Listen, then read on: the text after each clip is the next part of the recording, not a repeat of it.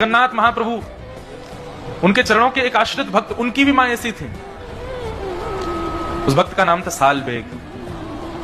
बहुत सुंदर कथा है श्री सालबेग जी की।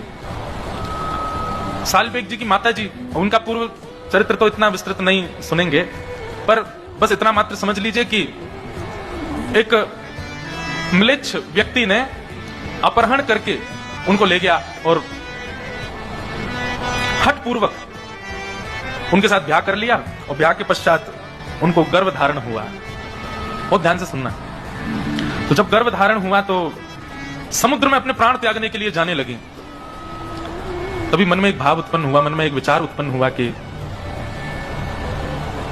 इसने क्या बिगाड़ा किसी का, इसका क्या दोष, मैंने अपने जन्मों के, पूर्व जन्मों के पाप के कारण ये सब मैंने सहा, पर इस जीव की क्या गलती है, इसको मैं क्यों मार रही हूं।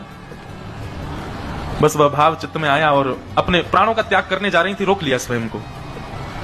कुछ समय के पश्चात उस बालक ने जन्म लिया। उसके पिता का नाम था कालबेग और उस बालक का नाम रखा गया सालबेग। सालबेग बचपन से ही अपनी मां के पास, मां के प्रति ज्यादा आकर्षण था, मां के साथ रहते थे और मां उनको श्री जगन्नाथ जी की सुंदर सुंदर कथा सुनाती थी।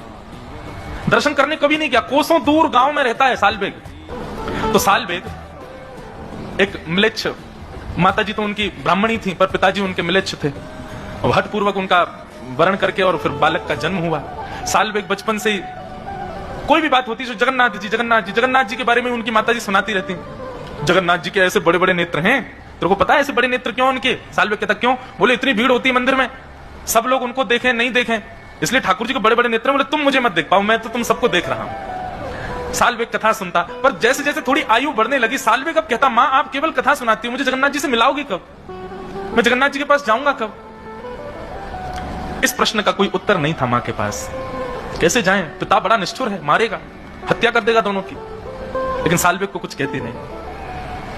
एक दिन सालबेग अपनी